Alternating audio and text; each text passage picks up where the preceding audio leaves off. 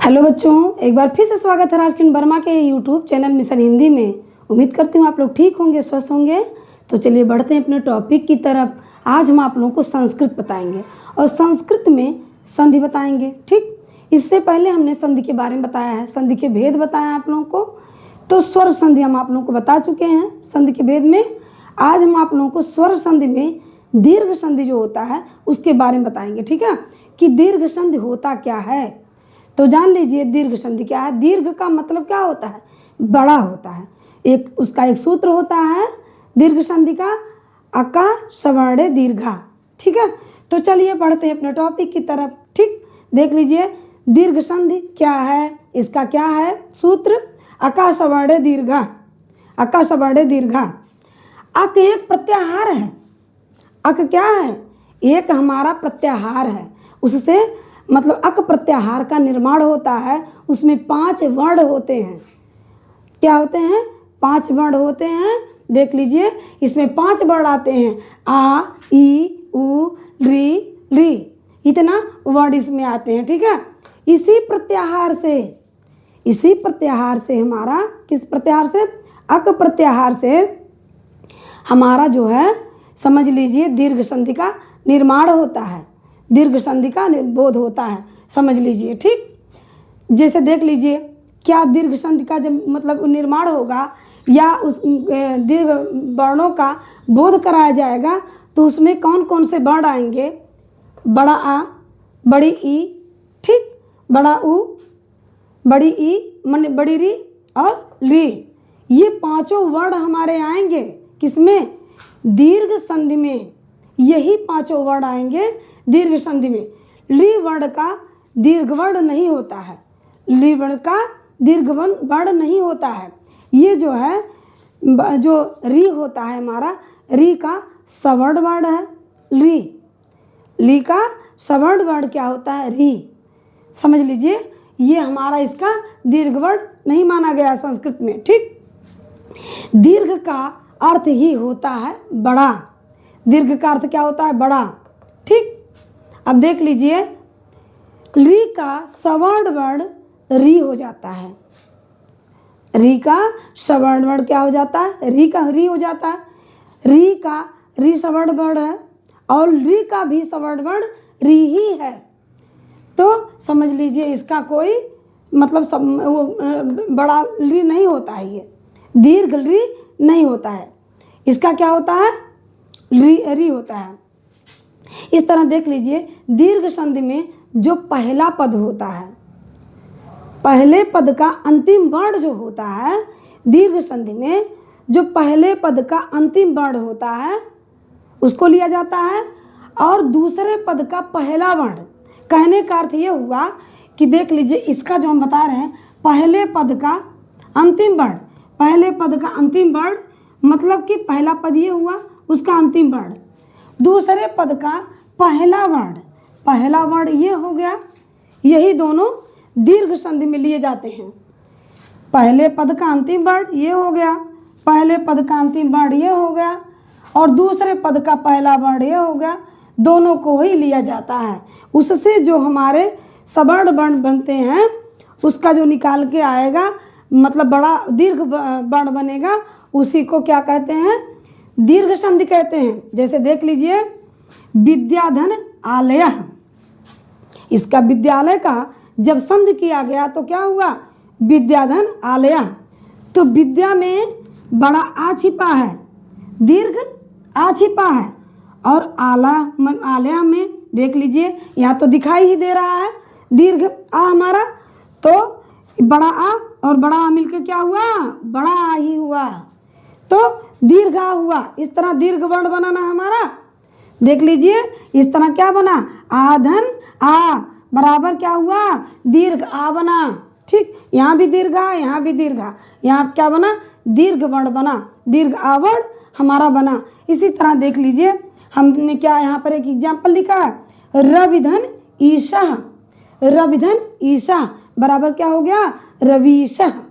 तो देख लीजिए रवि में क्या हुआ, कौन सा वर्ण छिपा है, छोटी ई या कह लीजिए ई, जो भी आप जिस तरह से समझना चाहते हैं। इसमें कौन सा वर्ण छिपा है, ई छिपा है, छोटी ई, देख लीजिए छोटी ई की मात्रा लगी है, तो इसमें यानी कि छोटी ई हुआ। इसमें दीर्घ ई, तो ई धन ई बराबर क्या हुआ, दीर्घ ई। तो दीर्घ वर्ण यहाँ पर आया, यहाँ पे दीर्घ वर्ण बना और यहाँ पर दीर्घ वर्ण बना, ठीक है। ई धन ई, या कह लीजिए छोटी ई धन ई, यहाँ पे छोटी ई आया, यहाँ पे बड़ी ई, तो छोटी ई बड़ी ई मिलाकर क्या बना, बड़ी ई। दीर्घ वर्ण यहाँ पर बना ना हमारा, तो देख लीजिए इस तरह दीर्घ जो वर्ण बना ये दीर्घ संधि का मतलब समझ लीजिए निर्माण हुआ यहाँ पर। रविधन ईशा, रविधन इंद्रा, इस तरह से जो आएगा हमारा मतलब समझ लीजिए कि सवर्ण स्वर का मेल हुआ, सवर्ण स्वर वर्णों का मेल हो रहा है। ई और ई दोनों सवर्ण वर्ण हुए ना, यहाँ पे देख लीजिए आ धन आ, यहाँ भी सवर्ण वर्ण हुए। अरे देख लीजिए सवर्ण वर्ण हमने लिखा है ना, तो देख लीजिए सवर्ण वर्णों का जो मेल होता है वो क्या हो गया हमारा, उससे जो बड़ा बनता है दीर्घ वर्ण बनता है उसको हम लोग क्या कहते हैं, दीर्घ संधि कहते हैं, ठीक है। इसी तरह देख लीजिए दूसरे नंबर पर हमने लिखा है गुरुधन उपदेशः, गुरुधन उपदेशः बराबर क्या हो गया, गुरुपदेशः, गुरुपदेशः, गुरुधन उपदेशः बराबर क्या हुआ, गुरुपदेशः। तो देख लीजिए गुरु में छोटा ऊ, फिर क्या हुआ छोटा ऊ, उपदेशः मैंने छोटा ऊ, यहाँ भी छोटा ऊ दिख रहा है और इसमें जो मात्रा लगा है छोटा ऊ की लगा है, तो छोटा ऊ धन छोटा ऊ क्या हुआ, बड़ा ऊ बना। दीर्घ संधि की यही खासियत रहती है कि चाहे आ धन आ बराबर बड़ा, ठीक इस तरह हो गया। या कह लीजिए कि ई धन ई बराबर क्या हो गया, बड़ी ई, छोटी ई, इसी तरह ये भी बनेगा, समझ लीजिए मतलब समझ लीजिए।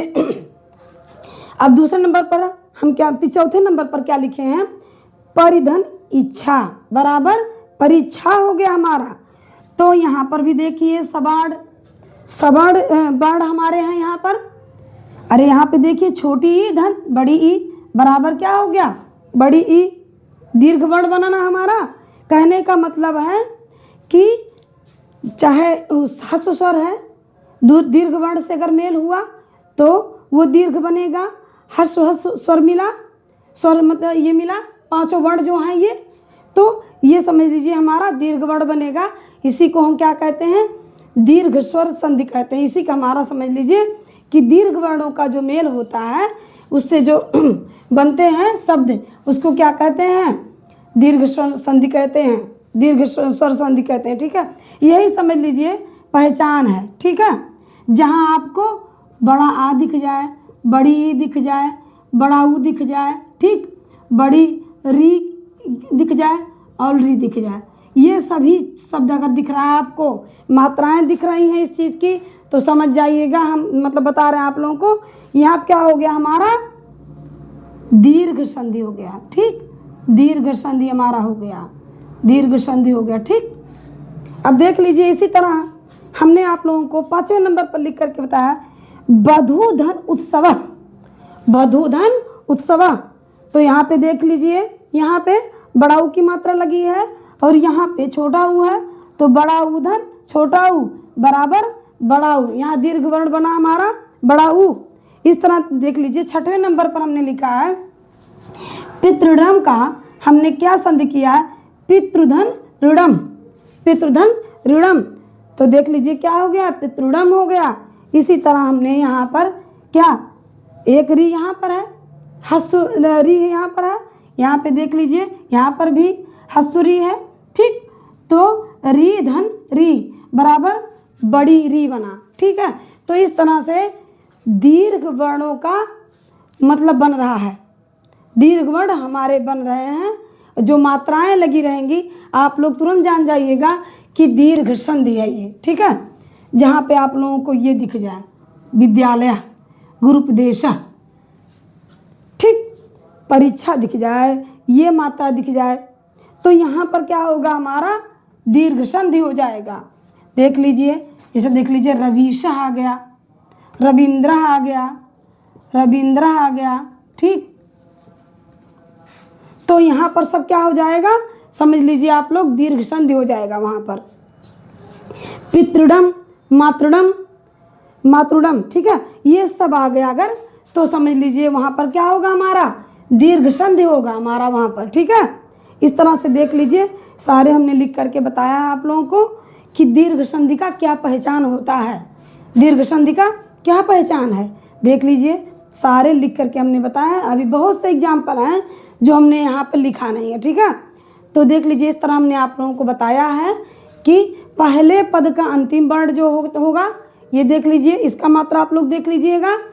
और यहाँ जो दूसरे पद का पहला वर्ण जो लिया जाएगा वही हमारा दीर्घ संधि का निर्माण करेगा। क्या क्या छिपा है इसमें, कौन सा मात्रा, वही आप लोग देख लीजिएगा। और ये जान जाइएगा कि सवर्ण स्वर रहेंगे इसमें, दीर्घ संधि में सवर्ण स्वर रहेंगे, चाहे वो छोटा ऊ बड़ा ऊ हो, आ धन आ हो, ठीक है, ऊ धन ऊ हो, छोटा ऊ धन बड़ा ऊ हो, बड़ा ऊ धन बड़ा ऊ हो। इस तरह से अगर आएगा तो समझ लीजिएगा हमारा क्या होगा, दीर्घ संधि वहाँ पर होगा। इस तरह से देख लीजिए हमने सब चीज़ आप लोगों को हर तरह से मतलब अच्छे से समझाने की कोशिश की है। तो उम्मीद करती हूँ मेरा वीडियो आप लोगों को अच्छा लगा मेरे वीडियो को लाइक कर दीजिएगा, चैनल को सब्सक्राइब कर दीजिएगा, कमेंट करके ज़रूर बताइएगा कि मेरा वीडियो आप लोगों को कैसा लगा।